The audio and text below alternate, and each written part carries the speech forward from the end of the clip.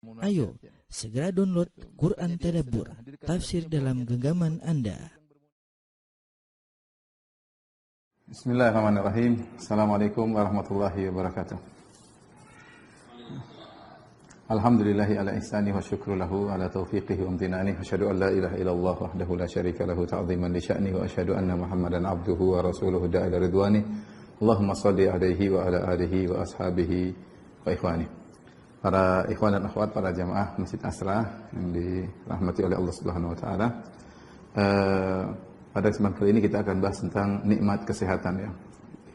Inti dari apa yang akan saya sampaikan, saya ingin menjadikan para jamaah agar menghadirkan dalam diri mereka bahwasanya siapa yang berusaha menjaga kesehatannya karena Allah, maka dia akan mendapatkan pahala dari Allah Subhanahu wa taala. Kenapa? Karena syariat kita ya diantaranya dibangun dalam hal memperhatikan kesehatan ya. Masalah kesehatan mendapat perhatian besar dalam syariat Islam. Ya, dan ini akan saya jelaskan insyaallah secara global ya.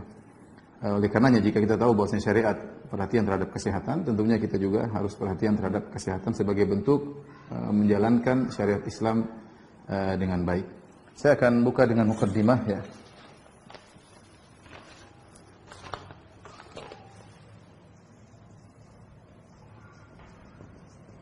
Tentang urgensinya nikmat kesehatannya atau urgensinya kesehatan. Ada 3 poin ya. Yang pertama, kesehatan adalah nikmat yang terlupakan.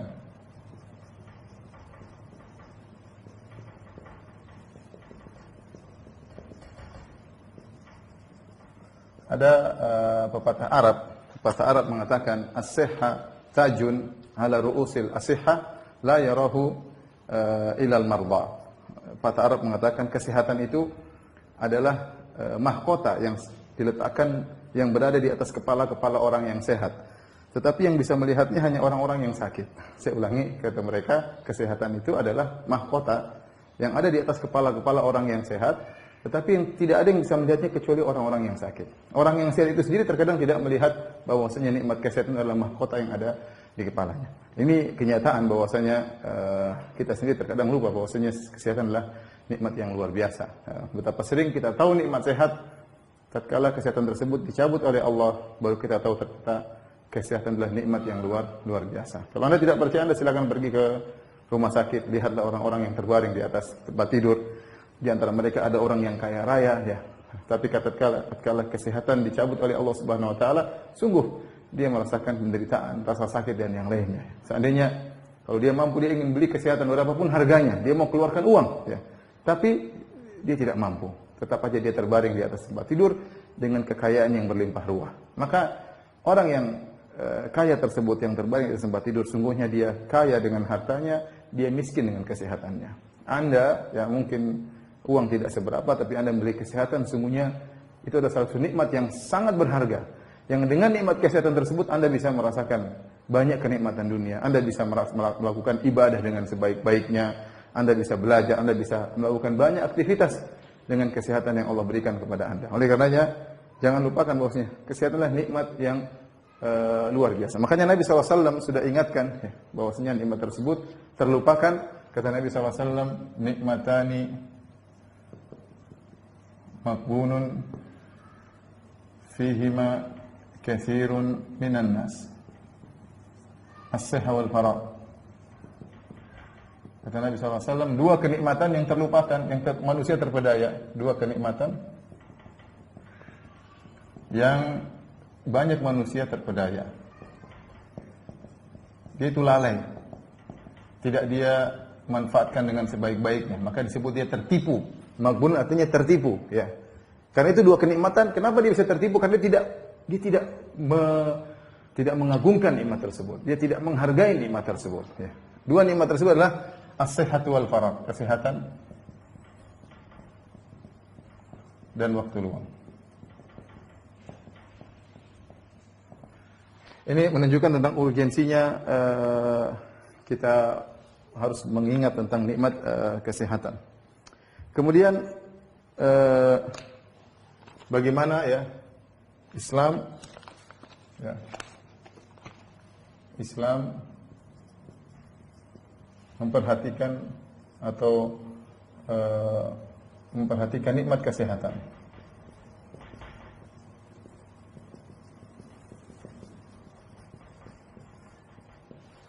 Di antaranya tadi hadis yang sudah kita sebutkan. Demikian juga dalam hadis kata Nabi SAW, man asbaha aminan fi sirbihi mu'afan fi jasadihi walahu qutu yaumihi faka'annama hizat lahud dunya. Kata Nabi SAW, barang siapa di pagi hari, ya, di pagi hari, aman di rumahnya. Ya. Kemudian apa? Sehat badannya. Ya. Sehat badannya. Ya.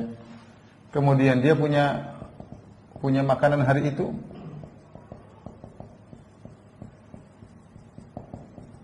Seakan-akan kenikmatan dunia telah dihadirkan baginya.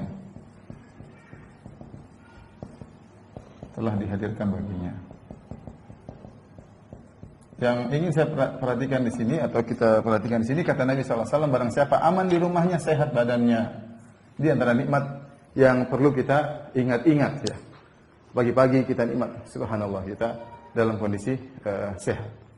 Karenanya syariat menyuruh kita untuk berdoa agar mendapatkan kesehatan. Ya, menganjurkan kita berdoa agar sehat. Sehat ini penting masalahnya karena banyak aktivitas, baik aktivitas duniawi apalagi aktivitas agama sulit dikerjakan kalau dalam kondisi sehat. Di antara doa-doa tersebut ya, seperti doa pagi petang. Ya. Doa pagi petang. Di antaranya Nabi sallallahu alaihi wasallam berdoa, Allahumma afini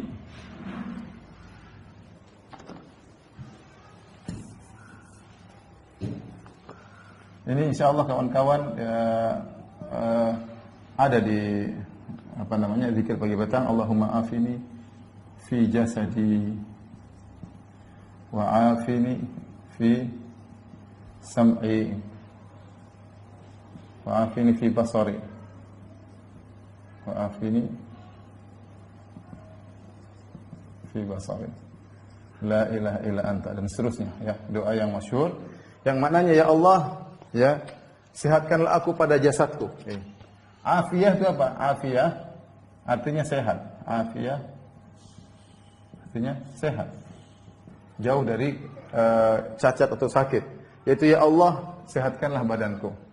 Ya Allah, sehatkanlah pendengaranku. Ya Allah, sehatkanlah penglihatanku. La ilaha illa anta. Ini dibaca sampai 3 kali. Zikir pagi ya, kita baca. Karena kita harus ingat itu nikmat. Dan kita minta kepada Allah agar diberikan kesehatan. Di antara juga doa zikir pagi petang, Allahumma inni as'aluka al-afiyah. Ya.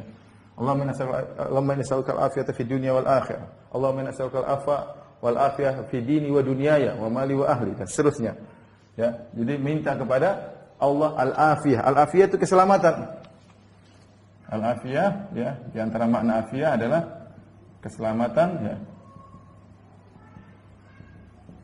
Di antaranya keselamatan jasad ya.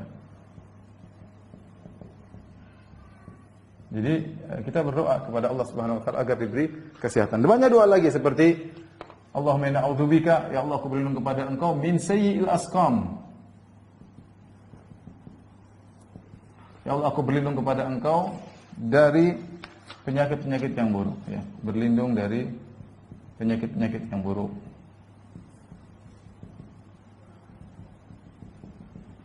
Yang buruk ya. Demikian juga dalam doa yang lain ya.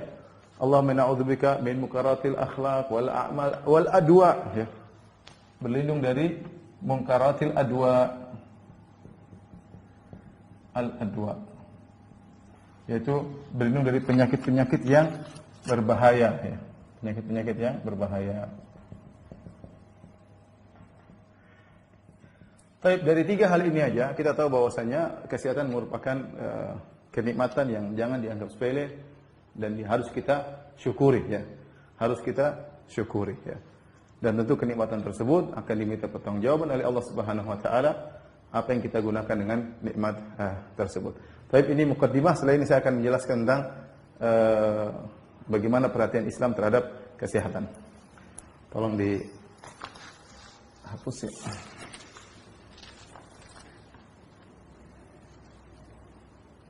Di antara doa juga yang sering kita baca, Allahumma inna a'udzubika min zawali ni'matik wa tahawuli afiyatik. Itu sama ya. Ya Allah, aku berlindung kepada Engkau dari hilangnya nikmat ya yang Kau berikan kepadaku, wa tahawuli afiyatik, dan dari perubahan afiyah. Afiyah dari keselamatan, termasuk dalamnya adalah keselamatan tubuh dari penyakit-penyakit.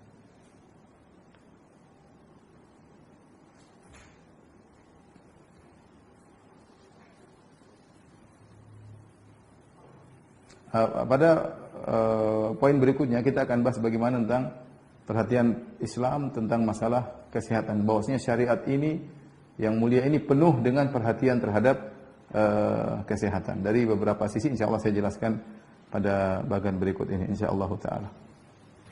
Sebagaimana kita tahu bahwasanya ada 2 hal dalam kesehatan, yaitu pertama untuk menghindarkan penyakit. Penyakit ada namanya tindakan preventif ya.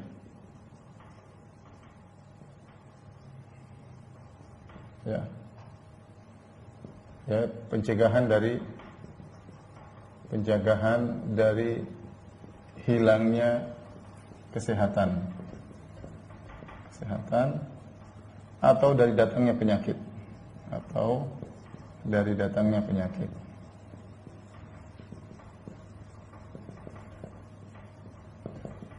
yang disebut dengan at-tib al-wiqai dalam bahasa Arab.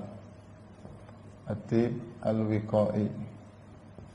Kemudian yang kedua ya, ini at-tib al-ilaji ya.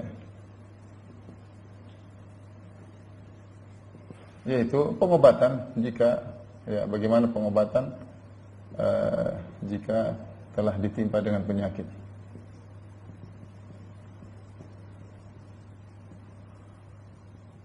Dua hal ini diperhatikan dalam Islam ya.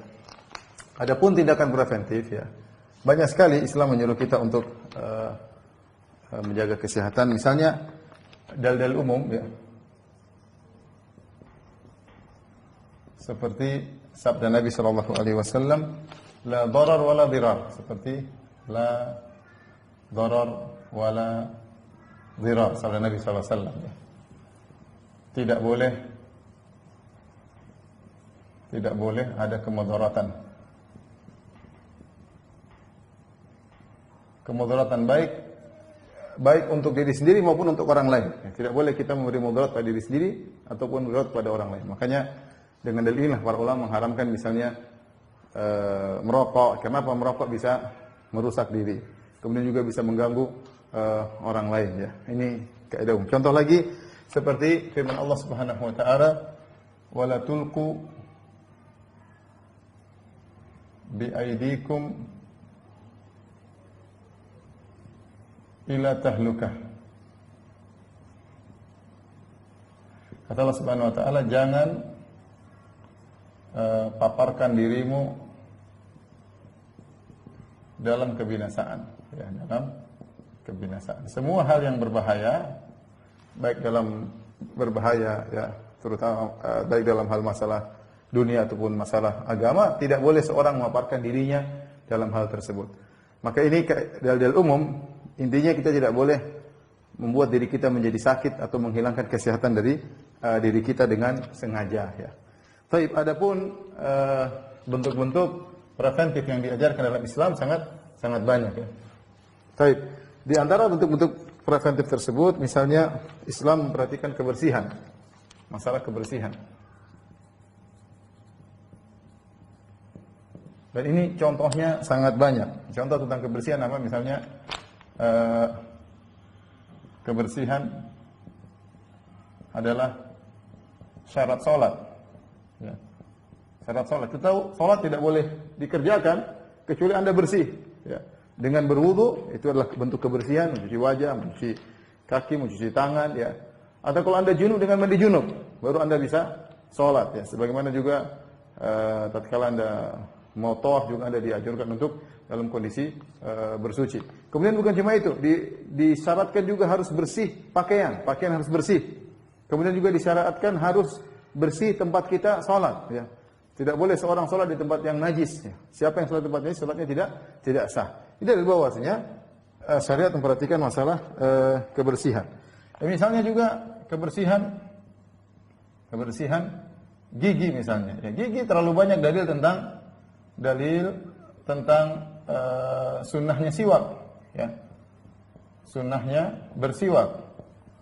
Dan bersiwak ini kalau tidak ada kayu siwak maka boleh menggunakan siwak dengan apa yang sama dengan fungsinya seperti sikat gigi, ya. Seperti sikat gigi induk. Nggak kelihatan. Seperti sikat gigi. Kemudian misalnya banyak ya, kuku ya, kita disuruh potong ya. Kemudian juga misalnya kemudian rambut kemaluan ya. Ini banyak sekali dalilnya ya. Kemudian istihdad ya. Kemudian diantaranya bulu ketiak misalnya, natful ibid ya. Ini semua diajarkan dalam syariat. Ini mendatangkan kebersihan tubuh. Kemudian juga misalnya perhatian sumber air harus bersih. Sumber-sumber air harus bersih. Makanya Nabi SAW ya, Nabi SAW melarang buang air sembarangan ya. Dalam hadis kata Nabi SAW, ittaqu al-mala'in as-salasa. Kata Nabi SAW, jauhilah tiga tempat yang menimbulkan laknat. Yaitu, apa kata Nabi SAW? Buang air di al-mawarid, di sumber air, buang air itu enggak boleh. Ya, berarti Nabi perhatikan kebersihan.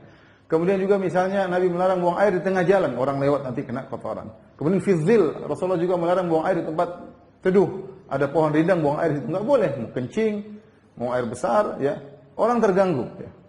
Dan ini kalau orang tidur di situ, kemudian ada kotoran-kotoran akan menimbulkan penyakit. Dan Nabi sudah melarang hal ini. Sejak zaman dahulu, sejak zaman Arab Badui yang mungkin mereka buang air sembarangan. Ternyata Nabi SAW sudah perhatian. Ya.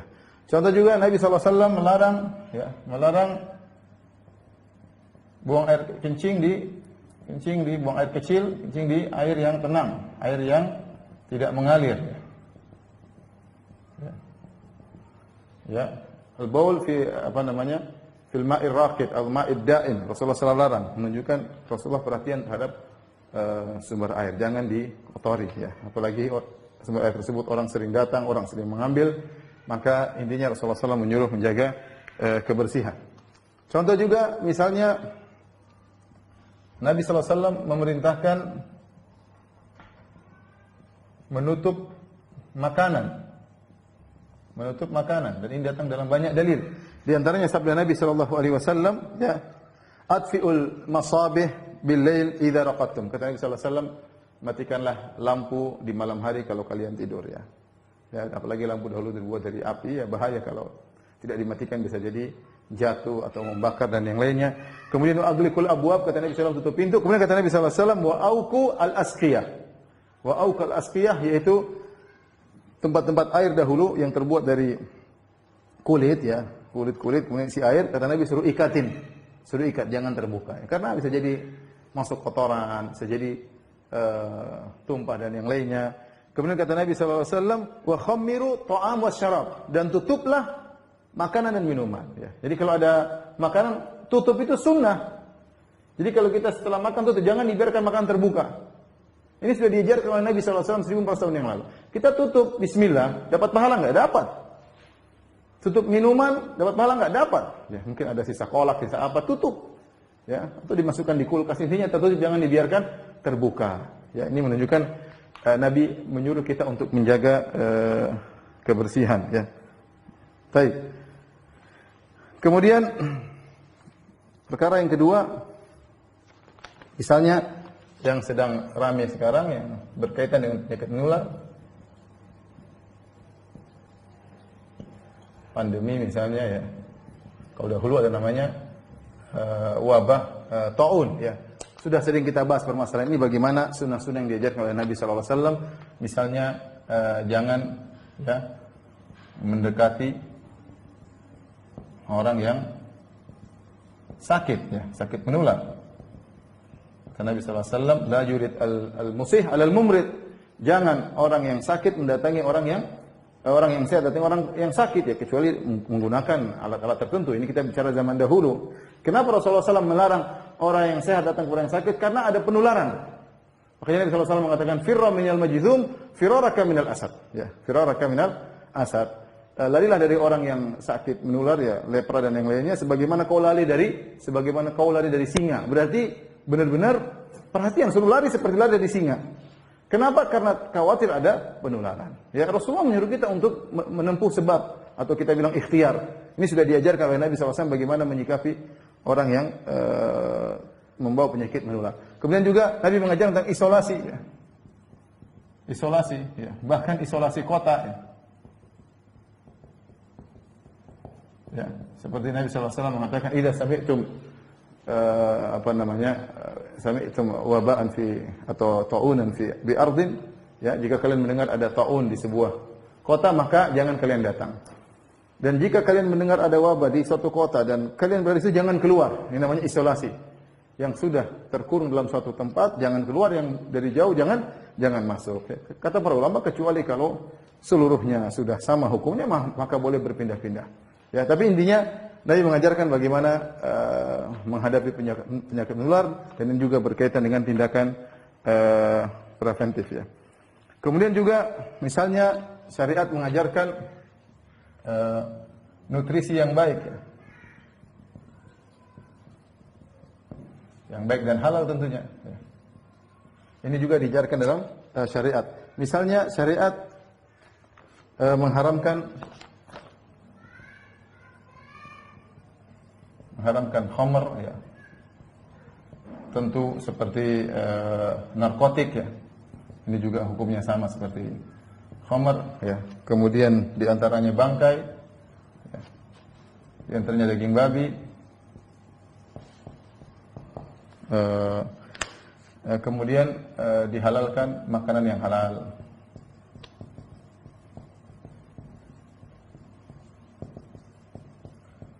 Lihat, di sini syariat mengharamkan perkara-perkara yang bisa menimbulkan penyakit ya. Daging babi itu ada cacing pitanya dan yang lainnya. Kemudian bangkai ya, di mana darah terkumpul dan itu juga bisa membawa penyakit. Khamar jelas menghilangkan pikiran, menjadikan kesehatan tidak baik, apalagi narkotika. Ini menunjukkan bahwasanya masalah nutrisi pun syariat menyuruh kita untuk mencari nutrisi yang baik ya. Kemudian dihalalkan makanan yang halal ya, agar kita tidak sembarang asal makan ya. Kemudian di antaranya bahkan lebih dari ini, syariat membahas tentang masalah kesehatan berkaitan dengan seks ya. Ya, maka diharamkan zina. Kita tahu bahwasanya kalau orang sering berzina, ya bisa menimbulkan penyakit-penyakit seksual yang berbahaya, di antaranya AIDS atau yang dibawa daripada AIDS. Dan Rasulullah menjelaskan bahwasanya jika sudah tersebar zina, akan datang penyakit-penyakit yang tidak ada sebelumnya. Dan Allah berfirman, "Wala taqrabu zina," jangan dekati zina ya. Kemudian juga misalnya penyakit liwat ya, atau homo juga dilarang ya, homoseksual juga dilarang ya. Ini juga diharamkan. Kemudian diantaranya misalnya mendatangi wanita dalam kondisi haid, ini juga dilarang. Kata Allah Subhanahu wa taala, "Yas'alunaka wa yas'alunaka 'anil mahid." Mereka bertanya kepada engkau tentang haid. "Qul huwa adzan fa'tazilun nisaa fil mahid."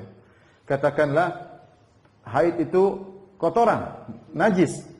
Ya, fa'tazilun nisaa fil mahid, maka janganlah datangi wanita dalam kondisi mereka sedang haid. Dilarang ya. Karena kalau seorang memasukkan kemaluannya ke dalam kemaluan istrinya dalam kondisi haid, maka timbul rawan menimbulkan banyak penyakit. Maka bahkan masalah kesehatan berkaitan dengan seks pun diajar oleh Islam ya. Kemudian di antaranya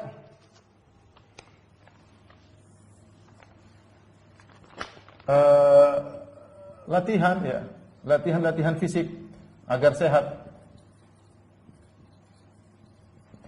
Seperti syariat menganjurkan ya, latihan renang, kemudian olahraga berkuda, kemudian memanah ya. Yang ini semua adalah olahraga-olahraga yang bisa mendatangkan kesehatan ya. Kalau zaman dahulu ini yang sangat penting, berenang, kemudian berkuda dan yang lainnya. Zaman sekarang silakan olahraga-olahraga yang lain. Yang kata para ulama bisa dikiaskan ya olahraga-olahraga yang membuat seorang kuat misalnya untuk berperang, untuk melawan musuh kalau ada terjadi peperangan, untuk bela negara, bela Islam dan yang lainnya. Maka seorang boleh latihan. Dan ini menunjukkan perhatian Islam agar fisik diperhatikan. Bahkan dibolehkan olahraga bergulat ya ketika ada dua orang anak kecil ingin mengikuti perang dengan Nabi dalam perang Uhud, maka Nabi menyuruh mereka bergulat, yang menunjukkan bahwasanya boleh olahraga tersebut, yang ini semua mengajarkan tentang kesehatan. Kemudian di antaranya adalah kesehatan psikologi, ini terkadang kurang diperhatikan. Ini juga penting, bahwasanya psikologi yang sehat punya pengaruh besar dalam kesehatannya. Tanya para dokter, mereka lebih tahu ya. Ya. Psikologi seseorang yang sehat sangat mempengaruhi kesehatan fisik. Ya. Karenanya syariat ya melarang suka marah-marah ya. Orang suka marah-marah, cepat darah tinggi, kolesterol cepat naik ya. Dan macam-macam ya. Kata Nabi SAW, la taghdab, jangan marah. Faraddada miraran la taghdab. Ada seorang minta wasiat Rasulullah, beri wasiat kepada. Kata Nabi, jangan marah. Kemudian dia tanya lagi, ya Rasulullah, beri wasiat kepada aku. Kata Nabi, jangan marah ya. Walakal jannah, jangan marah, kau akan masuk surga ya. Bahkan syariat menjelaskan bagaimana kalau orang sedang marah suruh berwudu. Kalau lagi berdiri suruh duduk, kalau suruh duduk masih marah suruh berbaring. Marah itu tidak disukai dalam syariat ya. Marah tidak disukai dalam syariat. Bahkan tatkala kita mendidik istri, mendidik anak, punya kesalahan, mendidik anak buah, marah kita terkontrol. Beda dengan tatkala marah kita dari syaitan, maka tidak terkontrol, kita bicara ngawur dan sembarangan, tindakan salah ya. Tapi kalau kita bersikap yang benar ya, maka tatkala kita memberi hukuman pun kita bisa memberi hukuman dengan baik. Rasulullah melarang kita untuk suka marah-marah karena marah itu punya pengaruh dalam kesehatan seseorang. Makanya orang Indonesia suka bilang, jangan suka marah, nanti cepat tua, cepat jadi nenek ya, cepat jantungan, cepat kolesterol dan yang lainnya ya. Kemudian di antaranya misalnya larangan untuk hasad. Ya. Larangan untuk hasad. Orang suka hasad, dengki sama. Cepat sakit hati, kalau hatinya sudah sakit, jantungnya sudah sakit, berpengaruh pada kesehatan tubuhnya. Dan itu benar, coba tanya para dokter. Dan Islam mengatur juga tentang bagaimana kesehatan rohani, kesehatan psikologi, agar seorang menjaga psikologinya sehingga tidak mempengaruhi, sehingga bisa menjaga kesehatan tubuhnya. Lihat kalau orang sudah kena kanker, apa yang disuruh pergi jalan ke tempat-tempat yang hijau, tempat-tempat yang indah, tempat-tempat yang tidak bikin mereka stres, mengurangi pertumbuhan kanker mereka ya. Dan ini benar-benar terbukti sama bagaimana stres seseorang menurunkan imun tubuh ya. Makanya saya sering ngobrol dengan para dokter di musim pandemi, mereka bilang kalau sudah mereka terinfeksi maka mereka tidak boleh stres. Bahkan para dokter banyak yang terinfeksi. Ketika sebagian dokter stres karena dia tahu bahaya penyakit tersebut, dia lebih stres dari orang awam, bahaya bagi dirinya. Maka kalau sudah stres kadang-kadang mereka keluar ke jalan kemana ya, supaya menghilangkan stres tersebut. Karena kalau sudah stres, imun tubuh tidak tumbuh dan tidak kuat melawan penyakit. Dan ini omongan para dokter. Itu benar-benar menunjukkan bahwasanya kebersihan, kejernihan pikiran, kebersihan hati, kolbu, ini mengaruhi kesehatan. Kemudian diantaranya Islam mengajarkan untuk beriman kepada takdir. Beriman kepada takdir. Berusaha positive thinking kepada Allah Subhanahu wa taala. Bahwasanya seperti tadi disampaikan oleh Pak Boy, bahwasanya kalau orang tahu ini pasti ada kenikmatan atau suatu hikmah yang Allah kehendaki dengan adanya pandemi, seorang berpikir baik ya. Berpikir baik, berarti semua dari Allah Subhanahu wa taala. Ya. Dengan demikian kita lebih sehat menghadapi berbagai masalah. Kalau kita sudah tidak beriman kepada takdir, kita marah-marah, kita meronta-ronta, kemudian kita sedih yang berlebihan. Ini yang setan mau seperti ini. Ya. Liyahzunal ladzina amanu. Innama najwa minasyaitani liyahzunal ladzina amanu. Kata Allah, bisik-bisik dari syaitan, liyahzunal ladzina amanu, agar menjadikan orang-orang beriman menjadi sedih. Kalau orang sedih boleh, wajar, tapi kalau berlebihan, tidak beriman kepada takdir, marah-marah, itu sangat mengaruhi kesehatannya, sangat mengaruhi kesehatannya ya. Saya beberapa waktu yang silam ketemu dengan seorang umurnya sudah 70. Saya juga tidak duga umur 70, dia tetangga saya waktu saya tinggal di Bambu Apus ya. Beberapa kali ke rumah saya ya, dan selalu ketemu di masjid kalau sholat ya. Cuma sekarang saya sudah pindah. Setelah saya pindah dia main ke rumah 2 kali kalau tidak salah, atau 3 kali. Saya tanya sama beliau, ya bapak tersebut, Pak, bapak umur berapa? Oh 70 sekian, masya Allah. Saya pikir bapak masih di bawah 60 ya. Oh ibu saya lebih tua lagi, kalau tidak salah dia bilang ibunya sudah 100 tahun lebih. Ibunya 100 tahun lebih. Apa rahasianya Pak? Bisa sehat? Ya. Karena dia, masya Allah, dia tidak kolesterol, tidak gula, terus sholat di masjid, sholat subuh, selalu sholat subuh di masjid. Masya Allah orangnya ya. Mudah-mudahan Allah jaga kesehatan. Sudah 70 lebih padahal. Kemudian dia bilang, ibu saya juga tanya ini kepada ibu saya. Ibu saya bilang, nak kalau kamu mau sehat, ada satu obat yang ampuh agar kau sehat. Apa obatnya? Disebut sama saya namanya jamu jati mahal. Ini obat jamu jati mahal ya. Ini obat sehat, sampai ibunya lebih dari 100 tahun ya, obat sehat. Perhatikan, jamu jati mahal. Cari di mana? Ya, di apotek tidak ada. Ya. Apalagi tanya sama Bang Pitung, nggak akan ketemu. Bang Pitung juga nggak jualan ini. Ya. Jamu jati mahal. Saya bilang apa jamu apa itu Pak? Mungkin dijelaskan. Jamu itu artinya jaga mulut.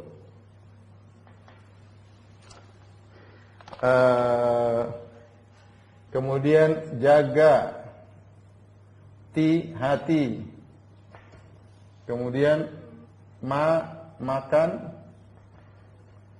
halal ya. Ini jamu kesehatan. Jamu jati mahal, jaga mulut, jaga hati, makan halal. Makan halal. Ya. Orang bisa jaga ini, insya Allah ya. Ya Allah berikan dia umur panjang, berikan kesehatan. Jangan mulut, jangan ngomong sembarangan, jangan menyakiti orang, jangan menjatuhkan orang, jaga hati, jangan suka dengki, jangan suka marah-marah, jangan suka hasad, terima takdir Allah Subhanahu wa taala, sabar menghadapi ujian. Makan halal, jangan makan yang haram. Kelihatannya makannya sehat tapi ternyata hasil yang haram, bisa menimbulkan penyakit hati, bisa menimbulkan penyakit kanker, bisa macam-macam, kita nggak tahu. Ya, tapi intinya ini di antara yang dia terapkan juga, ini adalah wasiat daripada ibunya dan dia terapkan sekarang. Namanya jamu jati mahal. Saya harapkan kawan juga bisa menerapkan obat spesial ini. Baik, adapun bentuk tib yang kedua atau kesehatan dalam Islam yang kedua, pengobatan yang kedua namanya atibul ilaji, pengobatan jika telah ditimpa dengan penyakit ya. Rasulullah SAW bersabda dalam hadisnya, tadawaw ibadallah wala tatadawaw bil haram. Ya, tatadawaw bil fa inna Allaha lam yanzil da'an illa anzala dawa'an illa anzala lahu dawa'an illa da'an wahidan, itu al-haram. Kata Nabi SAW, berobatlah wahai hamba-hamba Allah, tadawu ibadallah, disyariatkan berobat, tadawu ibadallah, kata Nabi berobatlah, wala tadawu bil haram, wala tadawu bil haram, jangan kalian berobat dengan perkara yang haram, jangan dengan najis, jangan dengan racun, jangan ya, berobat dengan yang halal. Ya. Fa innallaha lam yanzil da'an atau lam yunzil da'an, tidaklah Allah menurunkan penyakit illa anzala ma'ahu lahu dawaan, kecuali Allah turunkan juga obatnya. Alima man alima, jahila man jahila, yang tahu yang enggak tahu ya. Illa da'an wahidan, kecuali satu penyakit, itu apa? Tua ya. Kalau tua enggak bisa disembuhkan ya. Tetapi intinya Rasulullah menyuruh berobat. Oleh karena kita dapati banyak praktek dari Nabi SAW pengobatan seperti dengan bekam ya seperti dengan kai ya, meskipun hukumnya makruh, tetapi Rasulullah juga pernah melakukan kepada Sa'ad bin Mu'adz. Rasulullah SAW mengkai ya, tapi kalau orang yang minta kai yang makruh. Tapi kalau berobat dengan kai, kita mengobati orang dengan kai, kalau mahir menggunakan besi yang dipanaskan boleh ya. Tapi intinya Rasulullah SAW melakukan pengobatan seperti habatus sauda. Rasulullah sampaikan suruh minum habatus sauda, kemudian madu ya. Ini semua tibun nabawi yang tentu perlu pembelajaran lebih lanjut tentang ukuran dosisnya berapa kali, ini perlu ya.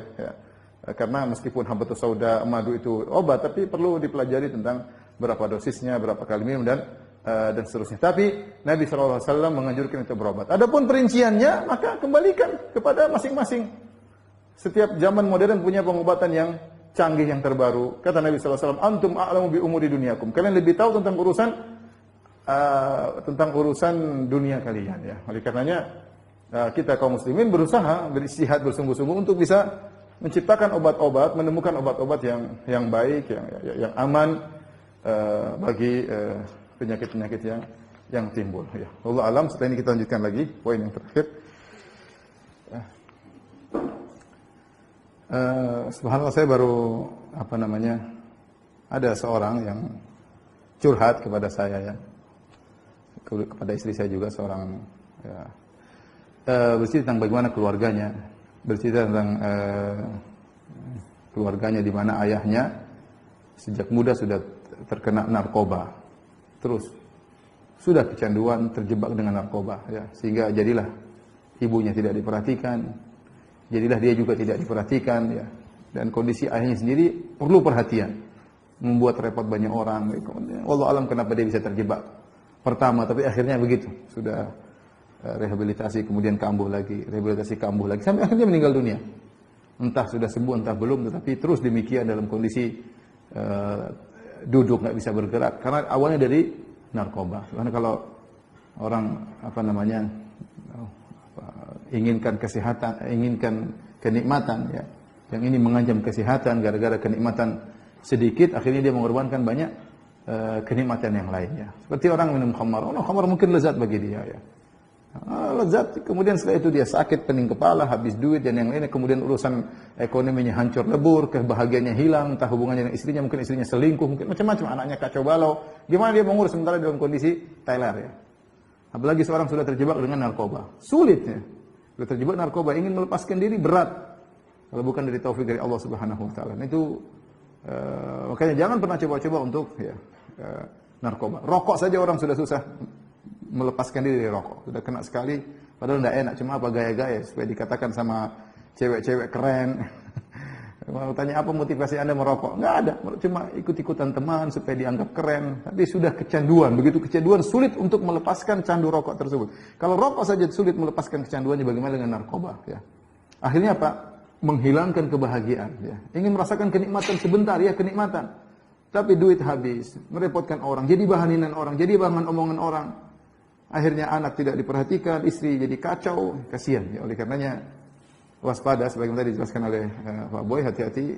Ikhwan, saya juga dapat informasi bahwasanya di Jakarta kelihatannya, mungkin karena kita sering bergaul sama orang Mesir, kita nggak tahu bahwasanya narkoba itu banyak tersebar ya. Hati-hati anak-anak kita, adik-adik kita, jangan salah bergaul ya. Kalau sekali mereka kena terpancing langsung kecanduan. Bahkan saya dengar namanya narkotik atau narkoba itu untuk buat kecanduan sekali saja sudah bisa bikin kecanduan. Beda rokok, orang saya nggak tahu. Kalau rokok mungkin beberapa kali, orang pertama batu-batu, kemudian pertama leher sakit, dan yang ketiga 3 kali 4 kali sudah enak kecanduan. Tapi kalau narkoba katanya sekali saja sudah langsung apa? Kecanduan. Maka hati-hati, ada orang-orang yang merusak bangsa kita, ingin merusak pemuda-pemuda kita, ingin merusak negeri kita secara ini jelas ya. Apakah musuh dari dalam maupun dari luar kita nggak tahu. Yang penting hati-hati, waspada. Nikmat kesehatan harus dijaga. Baik.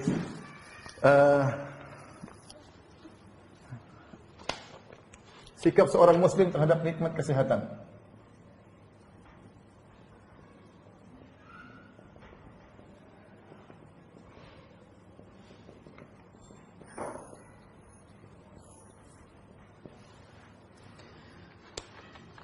Ada dua sikap, ya. Sikap yang benar, sikap yang salah.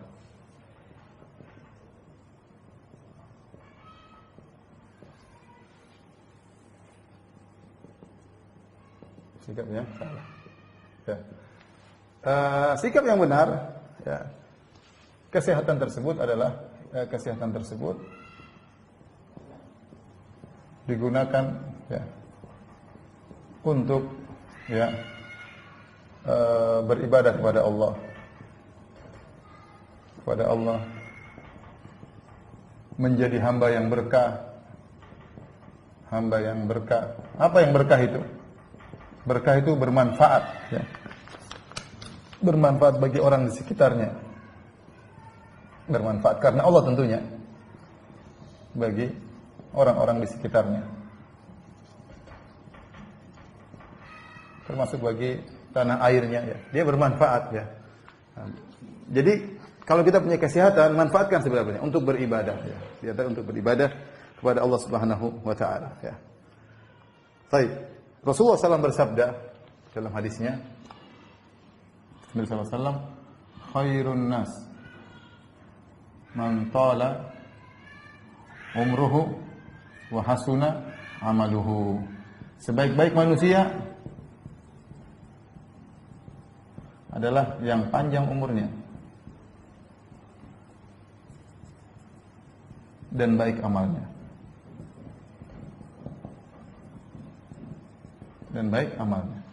Ya, kalau antum senantiasa punya kesehatan, gunakan bisa untuk sholat malam, digunakan untuk puasa sunnah, digunakan untuk mencari harta, untuk diberikan kepada anak-anak, berbakti kepada orang tua, untuk sumbang masjid, untuk bikin pengajian, ya, untuk membantu keamanan negara misalnya, yang bermanfaat kita lakukan. Kita beribadah kepada Allah dengan kesehatan tersebut, maka pahala kita semakin banyak. Saya sering atau beberapa kali sampaikan satu hadis, ini hadis dalam riwayat Imam Ahmad, saya bacakan lagi. Hadis ini diriwayatkan oleh Imam Ahmad dalam musnadnya, ya. Nomor 1403, ya. 1403 saya bacakan, ya, menjelaskan pentingnya kita memiliki umur panjang untuk beramal soleh. Hadis ini dihasankan Hasan li ghairihi, ya, oleh Syuaib Al-Arnaud, pentahqiq Musnad Imam Ahmad. Hadis ini diriwayatkan dari Talha bin Ubaidillah, sahabat radhiyallahu anhu yang dijamin surga oleh Nabi sallallahu alaihi wasallam. Talha bin Ubaidillah, beliau berkata, anna rajulaini qadima ala Rasulillah sallallahu alaihi wasallam wa kana islamuhuma jami'an. Ada dua orang datang kepada Nabi, mungkin berhijrah, datang kota Madinah. Kemudian mereka masuk Islam bareng. Jadi masuk Islamnya startnya nol, bareng-bareng, sama-sama masuk Islam di zaman Nabi sallallahu alaihi wasallam. Wa kana ahaduhuma ijtihadan min sahibihi. Yang satunya lebih semangat beribadah daripada yang lainnya. Faghazal mujtahidu minhuma fastushhid. Kemudian berjalan dengan waktu mereka menjalankan Islam, salah satunya berperang dan akhirnya mati syahid. Tsumma makathal akhar, yang satu dia tidak meninggal, kemudian dia sampai setahun kemudian tsumma tufiya. Dia dikasih umur panjang lebih setahun daripada yang ini. Yang satu temannya sudah duluan meninggal, yang satu tertunda meninggalnya sampai tahun depan. Talha bin Ubaidillah bermimpi. Fara'aitu fima yara na'im ka'anni inda babil jannah. Saya mimpi, dalam mimpi seakan-akan saya berada di pintu surga. Idza ana bihima wa qad kharaja kharijun minal jannah.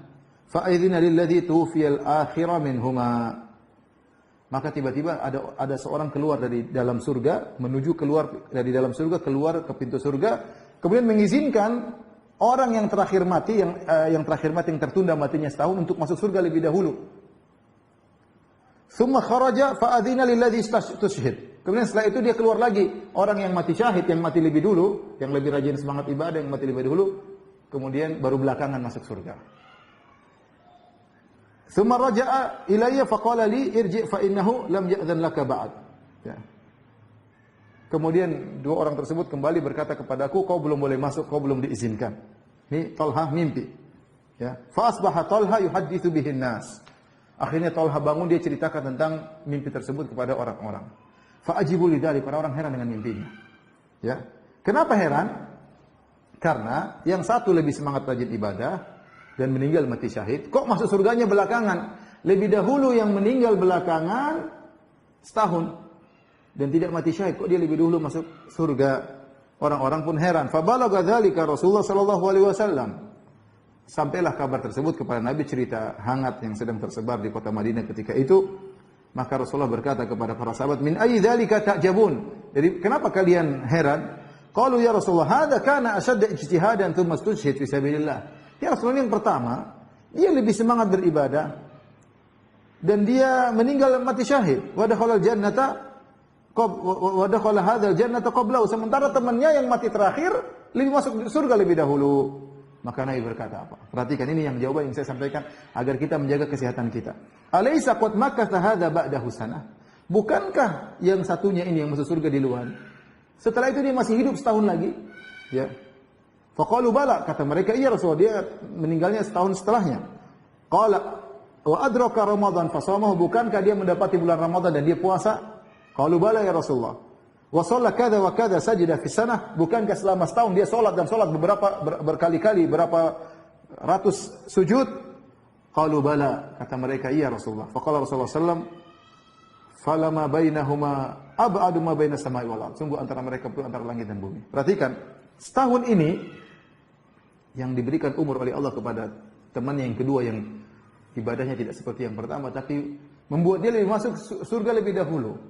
Kenapa? Karena Allah berikan dia umur sehingga dia bisa lebih banyak beribadah. Ya. Maka seorang kalau dalam kehidupannya minta kesehatan, tadi doa-doa banyak, kita minta kesehatan. Untuk apa? Kita bisa beribadah kepada Allah Subhanahu wa taala. Makanya Nabi sallallahu alaihi wasallam bersabda, "Nikmatani maghbunun fihima katsirun minan nas, as-sihah wal farah." Dua kenikmatan yang banyak orang terpedaya, sehat dan waktu luang. Dia punya sehat, dia terpedaya, dia tidak gunakan untuk hal yang bermanfaat. Dia habiskan waktunya, kesehatannya untuk hal yang sia-sia, ya. Maka seorang waspada, kesehatanmu tidak selamanya. Akan datang suatu waktu tiba-tiba kesehatanmu dicabut atau engkau langsung meninggal dunia. Rasulullah SAW bersabda, "Iktanim khamsan qabla khamsin." Manfaatkan 5 perkara sebelum datang 5 perkara. Di antaranya sehatika qabla saqamik.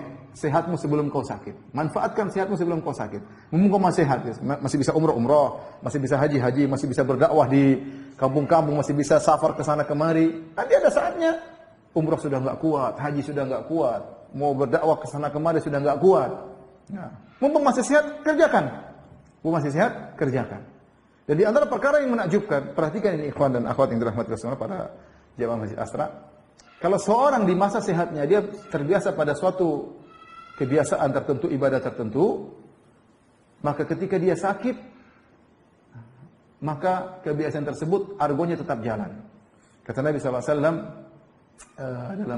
dalam hadisnya, idza maridal abdu aw safar kutiba ma kana ya'malu minhu muqiman sahihan. Jika seorang sakit atau safar, tetap dicatat baginya amal kebiasaan yang bisa dikerjakan ketika dia sehat dan tidak bersafar. Contoh, seorang ketika sehat biasanya apa? Biasanya puasa Senin Kemis. Biasanya sholat malam, ya. Biasanya dia bisa cari uang, bisa bersedekah, atau dia sakit. Enggak bisa lagi sholat malam, sulit untuk bangun 5 waktu dia susah. Kemudian dia tidak bisa puasa Senin Kemis, enggak bisa lagi. Kenapa? Dia sudah sakit. Mau bersedekah enggak bisa, dia enggak bisa kerja.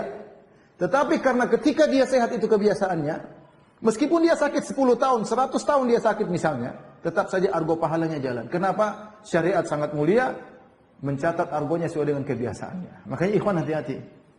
Antum sehat, biasakan diri pada amal-amal kebajikan, memberi manfaat kepada orang lain, menyenangkan orang lain, ngurus masjid, berbakti sama orang tua, memberi sumbangsi kepada bangsa dan negara. Intinya berusaha berbuat kebaikan, ya. Makanya saya katakan tadi, seorang sehat berusaha berkah. Apa itu berkah? Bermanfaat bagi orang sekitarnya. Ya. Sebagaimana kata Nabi SAW, "Inna minas syajari lama barakatuh ka barakatil muslim." Sungguhnya ada pohon yang keberkahannya seperti keberkahan seorang muslim. Itu pohon korma. Pohon korma itu dari ujung atas sampai ujung akar semuanya bermanfaat. Maka seorang mukmin pun demikian, berusaha bermanfaat. Dia di keluarganya bermanfaat bagi anak istrinya, dia di kantornya bermanfaat bagi rekan kerjanya, dia seorang pegawai memberi manfaat kepada bosnya, dia sebagai bos bermanfaat kepada anaknya, kepada pegawai-pegawainya, dia sebagai rakyat bermanfaat bagi bangsanya, dia sebagai dokter bermanfaat bagi pasiennya, dan seterusnya. Sehingga dimanapun dia berada berkah. Susah dia mengerjakan itu kalau dia tidak sehat. Jadi kalau dia sehat, dia bisa menjadi seorang yang berkah. Ibnu Umar juga pernah berkata, ya, idza asbahta fala tantaziri al-masa wa idza amsayta fala tantaziri as-sabah. Kalau kau sudah tiba di pagi hari, jangan tunggu-tunggu lagi waktu sore hari. Kerjakan yang bisa dikerjakan. Mumpung masih sehat, mumpung masih hidup. Wa idza amsayta, kalau kau sudah sore, jangan tunda pekerjaanmu sampai pagi hari. Yang bisa dikerjakan, kerjakan. Kemudian kata beliau, wa khudh min sihatika limaradik. Manfaatkan kesehatanmu sebelum datang sakitmu. Ini memotivasi kita untuk menjaga kesehatan kita, ya. Jadi, ikhwan, jadi kalau kita sehat dan niatkan karena Allah, kita dapat pahala. Seorang misalnya jalan pagi, lari pagi, naik sepeda atau latihan apakah, main bola, niatnya karena Allah, jaga kesehatan, dapat pahala. Karena innamal a'malu binniyat, amalan tergantung niatnya. Baik, yang terakhir, sikap yang salah, ya. Berlebihan dalam olahraga, ya, sehingga waktu banyak yang terbuang, berlebihan. Jangan juga demikian, ya. Intinya semua yang berlebihan tidak baik, ya. Ingin sehat mau olahraga melulu, terus kapan baca Qur'annya, ya? Kapan baca Qur'annya, kapan ngajinya, kapan silaturahminya, kapan baca bukunya, kapan murojaahnya, ya. Oke, kita olahraga, bagus. Jalan pagi tiap hari, ada 1 jam untuk olahraga, ada waktunya untuk fitness misalnya. Tapi jangan berlebihan. Ada waktunya mungkin main motor, mungkin manjat gunung, oke, tapi jangan berlebihan. Semua berlebihan tidak baik. Ini yang pertama, berlebihan dalam orang. Yang kedua, niatnya bukan karena Allah. Ini sebagian orang misalnya ikut fitness, kemudian untuk biar badannya keren, kemudian keluar kemana-mana pakai baju ketat supaya orang bisa lihat badannya mantap, six pack atau one pack atau apalah, macam-macam lah. Tidak usahlah. Allah tidak melihat kepada tubuh kita. Innallaha la yanzuru ila ajsamikum wala ila suwarikum, walakin yanzur ila qulubikum wa a'malikum. Allah tidak melihat kepada jasad kalian, Allah tidak melihat rupa kalian, Allah melihat kepada hati kalian dan amalan kalian. Kita olahraga karena Allah Subhanahu wa taala. Percuma orang badan sehat-sehat tapi tidak pernah telepon orang tuanya. Percuma badan sehat tapi tidak pernah silaturahmi, tidak pernah bantu kakak adiknya. Percuma sehat tapi salat malam tidak pernah bangun salat malam. Percuma ente sehat buat apa kalau begitu? Itu nikmat sehat akan ditanya oleh Allah Subhanahu wa taala. Nikmat sehat akan ditanya oleh Allah Subhanahu wa taala. Inilah ikhwan dan akhwat yang dirahmati Allah Subhanahu wa taala, sedikit yang bisa saya sampaikan. Semoga bermanfaat. Kita di masa pandemi, perhatikan protokol kesehatan, diperhatikan. Kita menjaga kesehatan itu nikmat, maka dijaga, ya. Jangan disepelekan, jangan digampangkan.